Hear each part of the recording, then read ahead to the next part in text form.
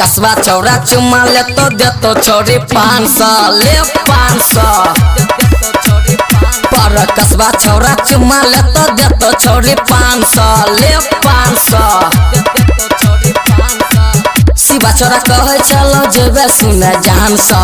शिवा छोरा कहे चलो जेबे सुने जान सा ले 500 डबिल मा छोरा चुमा ले तो दे तो छोड़ी 500 ले 500 पर कस्बा छौरा चुमा ले तो दे तो छोड़ी 500 ले 500 अखन अपने सब सुन रहल छी लाल बेदर्दी का निजाम बाबू गंधराई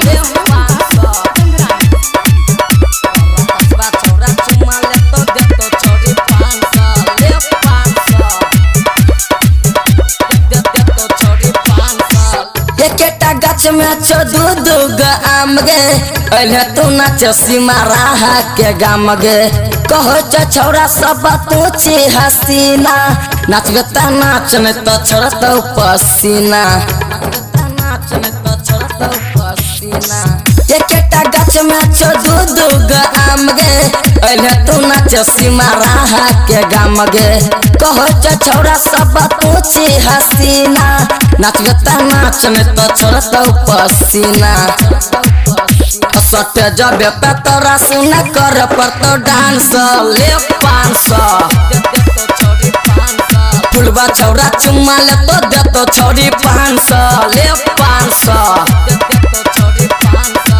शिवा छोरा कहे चलो जेबे सुने जान सा शिवा छोरा कहे चलो जेबे सुने जान सा ले 500 रबिन मा छौरा चुमा ले तो दे तो छोड़ी 500 ले 500 पर कस्बा छौरा चुमा ले तो दे तो छोड़ी 500 ले 500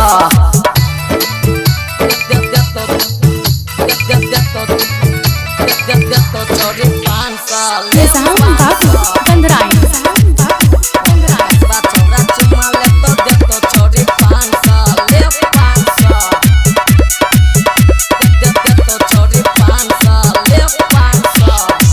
रखे गे छोड़ी तू हमारा से दूरी मैंने बात नहीं तो चल जाए तो छुरी नाचे तू टंगरी से टंगरी सटाका नाचे तू गाना भोजपुरी बजाय के आहे गए रखे गे छोड़ी तू हमारा से दूरी मैंने बात नहीं तो चल जाए तो चोरी नाचे तू टंगरी से टंगरी सटाका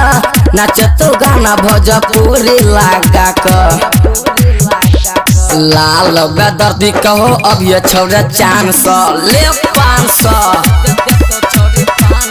राइटर लाल जी कहो लुटे बोरे मन सा ले 500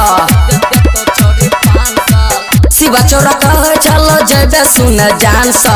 शिवा छोरा कहे चलो जेबे सुने जान सा ले 500 संजय छोरा चुमा ले तो दे तो छोड़ी 500 ले 500 अपना छोरा चुमा ले तो दे तो छोड़ी 500 ले 500 मालदा टंच रे तो रे धर्मा रिकॉर्डिंग स्टूडियो।